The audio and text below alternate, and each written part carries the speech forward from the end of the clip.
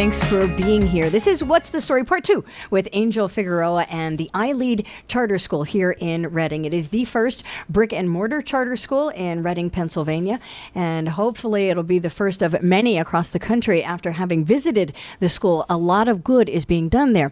We left part 1 at accountability, Angel, and you said if you get to come into iLead Charter, you were at risk, you were maybe dropped out or about to.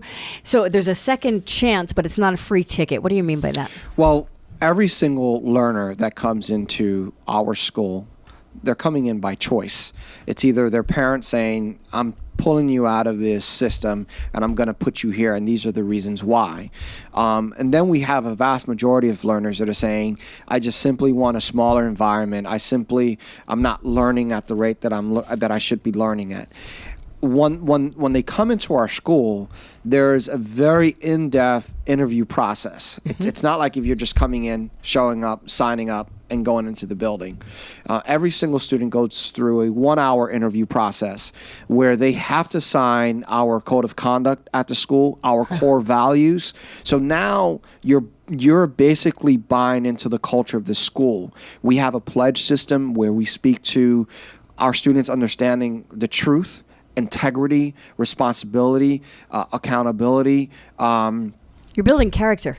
Absolutely, we are building character, and it's important for us to shift that paradigm on what students think that school should be like. You know, we go above and beyond and trying to, apart from infusing the academics, but we also focus on the real interpersonal aspects of learning at our school. That's, I think, where the flavor of a private school comes in, because of the demands made on the student, the respect demanded from students, and you have a zero tolerance policy.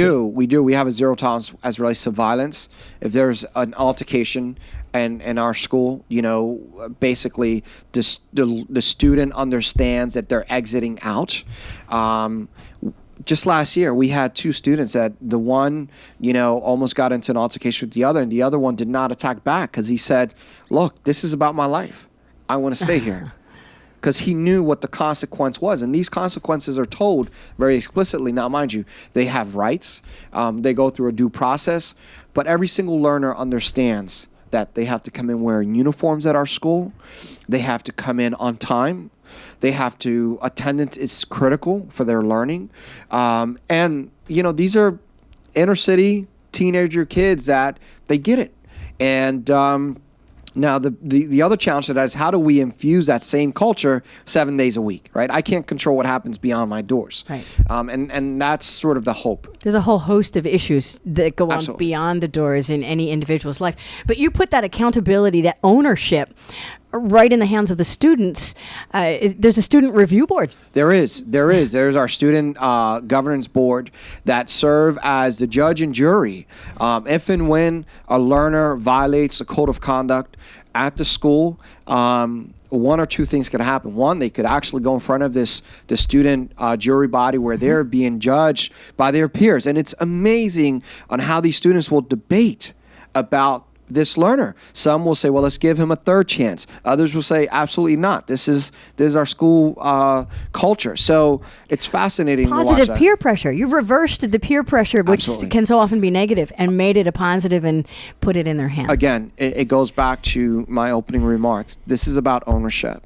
Yes. You have to own this. You have to own education, and parents too have to be held accountable. You know, we tell our parents, listen, I'm not here to raise your child. I'm here to be that pathway for academic excellence.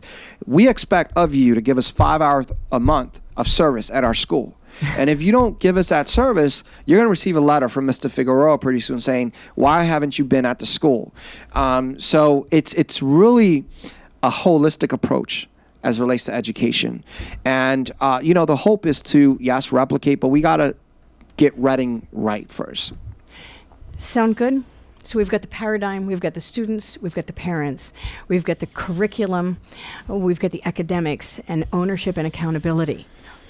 What could be wrong? Well, why is there a controversy with iLead? Look, this is a good thing. I think it's important to let's talk about the elephant in the room here. Yeah, right? Let's talk about what's funding. the problem? I think that oftentimes, look, I don't control how Harrisburg makes its legislative decision on distributing funding. I don't, as a voter, do I have some say-so in that? Perhaps.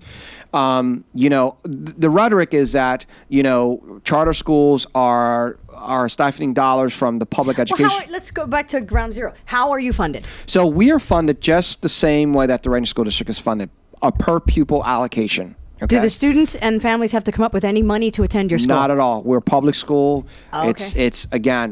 It's being funded by taxpayers. So our funding does come through Pennsylvania Department of Education, through the Reading School District. The Reading School District holds us accountable, making sure that, when we submit a name of a learner, that learner's in our building.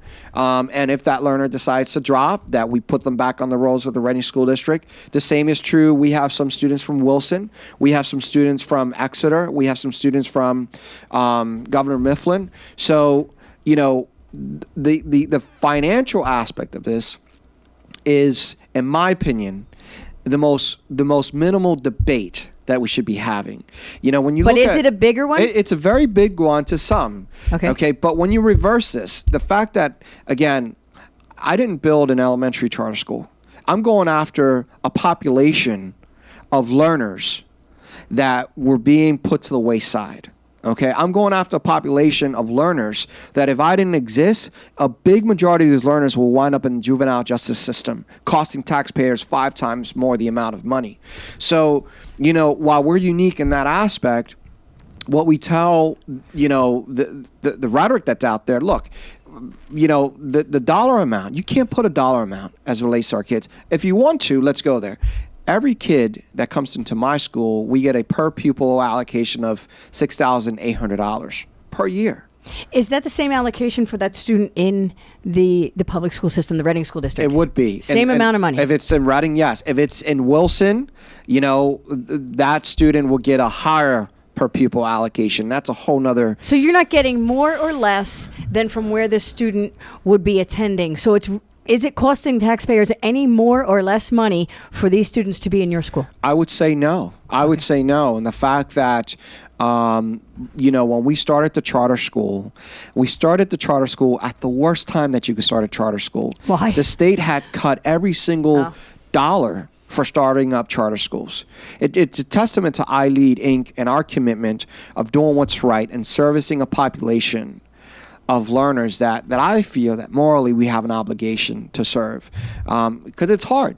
It's really hard. So this $6,800, we'll stick with Reading School District. That's where the majority of the students are.